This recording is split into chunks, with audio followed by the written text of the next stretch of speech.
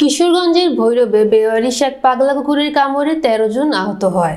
শুক্রবার বিকেল ৩টা থেকে সন্ধ্যা পর্যন্ত উপজেলার বিভিন্ন এলাকায় স্থানীয় বাসিন্দা সহ পথচারী, নারী ও শিশু পাগলা কুকুরের কামড়ে আহত হয়। পরে আহতরা উপজেলা স্বাস্থ্য কমপ্লেক্স সহ সরকারি ও বেসরকারি বিভিন্ন ক্লিনিকে চিকিৎসা নেন। বিস্তারিত ভৈরব প্রতিনিধি মোহাম্মদ মিজানুর রহমান পাটোয়ারীর পাঠানো তথ্যচিত্রে। বিকেল থেকেই উপজেলার সাদেকপুর, ভবানীপুর, শিমুলকান্দি, পৌর শহরের শম্ভুপুর, স্টেডিয়ামপাড়া, চণ্ডীবের গাছতলাঘাট সহ বিভিন্ন স্থানে নারী, শিশু, পথচারী ও স্থানীয় বাসিন্দাদের নির্বিচারে কামড়ায় একটি পাগলা কুকুর। এতে স্মৃতি বেগম, ফারুক মিয়া, তপন মিয়া, মোহাম্মদ আলী ও দীপ্তি সহ ১৩ জন রোগী উপজেলা স্বাস্থ্য কমপ্লেক্সে এসে চিকিৎসা নেন।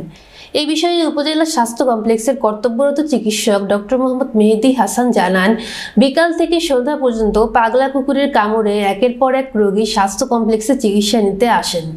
এখন পর্যন্ত ১৩ জন রোগী চিকিৎসা নিয়েছে, তবে কেউই গুরুতর আহত নয়। সবাইকে প্রাথমিক চিকিৎসা ও ভ্যাকসিন দিয়ে ছেড়ে দেওয়া হয়েছে। আজকে আমাদের এখানে মোট ১৩ জন কুকুরে কামড়ানোর রোগী এসেছিল। তাদের সবাইকে আমরা প্রাথমিক চিকিৎসা এবং ভ্যাকসিন দিয়ে দিয়েছি। আর এখন পর্যন্ত রোগী আসছে।